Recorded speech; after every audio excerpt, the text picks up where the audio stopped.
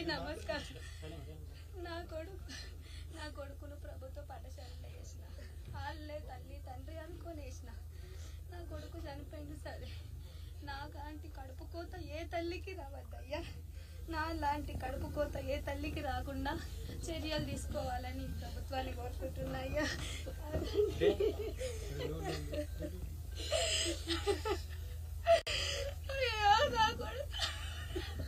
నా కొడుకు నువ్వు చచ్చి 10 మందిని బతికించయ్యా.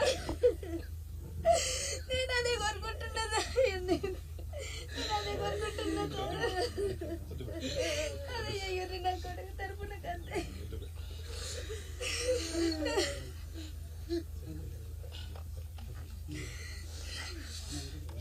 ఇప్పుడే మీరు ఆ తల్లి బాధను మీరు విన్నారు.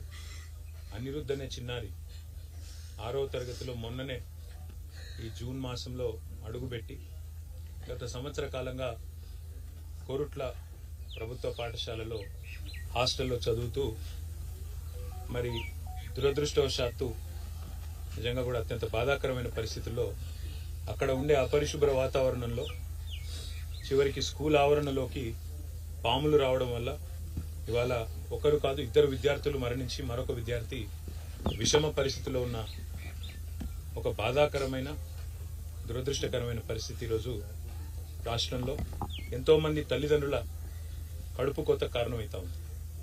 ఇక్కడ అనిరుద్ధు వారి తల్లిదండ్రులు వాళ్ళ గుండె లవిసలాగా ఏడుస్తూ ఉన్నారు. వాళ్ళ తాత, వాళ్ళ అమ్మమ్మ అందరూ కూడా బాధపడతా ఉన్నారు. నేను ఈ సంఘటనలో మేము రాజకీయ పార్టీలుగా సాధారణంగా రాజకీయంగా అప్పుడప్పుడు మాట్లాడుతుంటాం, కానీ ఇప్పుడు ఏ రాజకీయం కూడా అవసరం లేదు. నేను గౌరవ పెద్దలు రాష్ట్ర ముఖ్యమంత్రి గారికి, రాష్ట్రంలో ఉండే మంత్రివర్గానికి నేను చేసే విజ్ఞప్తి, మనందరికీ పిల్లలు ఉన్నారు, మనందరికీ కూడా కుటుంబ సభ్యులు ఉన్నారు. ఒక కుటుంబ సభ్యుని కోల్పోతే ఎంత శోకం ఉంటుందో మనందరికీ కూడా తెలుసు. నేను మనస్ఫూర్తిగా ప్రార్థించేది, గత కొద్ది కాలంగా సంక్షేమ హాస్టళ్లు, గత కొద్ది కాలంగా సంక్షేమ వసతి గృహాలు ఏవైతున్నాయో వాటి ఆలన పాలన చూసుకుంటూ లేకుండా పోయినాడు. ఇప్పటికీ 36 మంది పిల్లలు గత 8 నెలల్లో మృత్యువాత పడ్డారు. కొంతమంది ఆత్మహత్య చేసుకున్నారు భువనగిరి హాస్టల్లో, 2 అమ్మాయిలు. అదేవిధంగా సూర్యాపేటలో కూడా ఆత్మహత్యలు జరిగినాయి. అదే మాదిరిగా ఇట్లా దురదృష్టవశాత్తు పాము కాట్లు, కల్తీ ఆహారం, ఇన్ని రకాల సంఘటనలు జరగడం అనేది నిజంగా కూడా బాధాకరం. వీళ్ళంతా మన పిల్లలు.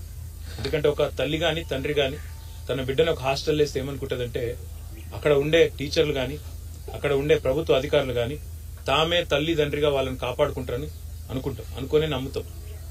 అట్లాంటిది ఈరోజు సడన్ గా ఈ వార్త వచ్చి ఒక తల్లికి తండ్రికి మీ అబ్బాయి ఇక లేడు లేదా మీ పాప లేదు అంటే ఎంత గుండె కోతకు గురైతారో అందరం కూడా అర్థం చేసుకోగలుగుతాం. కేవలం చావులే కాదు, దాదాపు 500 మంది పిల్లలు హాస్పిటల్ పడ్డారు. ఈ విషాహారం తినడం వల్ల, కల్తీ ఆహారం తినడం వల్ల, అక్కడ ఉండే భోజనం నాణ్యత లేకపోవడం వల్ల.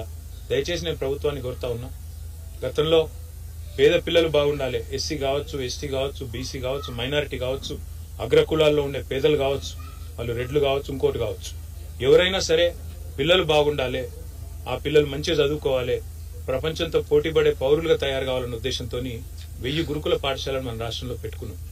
వాటిని జూనియర్ కాలేజీలుగా అప్గ్రేడ్ చేసుకున్నాం. తర్వాత భవిష్యత్తులో వాటిని డిగ్రీ కాలేజీలు కూడా చేసి అవసరమైతే కేజీ నుంచి పీజీ దాకా ప్రభుత్వమే తల్లిదండ్రి లెక్క ఈ లక్షలాది మంది పిల్లల బాధ్యత తీసుకోవాలని చెప్పి ఒక బాధ్యతతో ఆలోచన చేసే ఈ నిర్ణయం తీసుకున్నాం.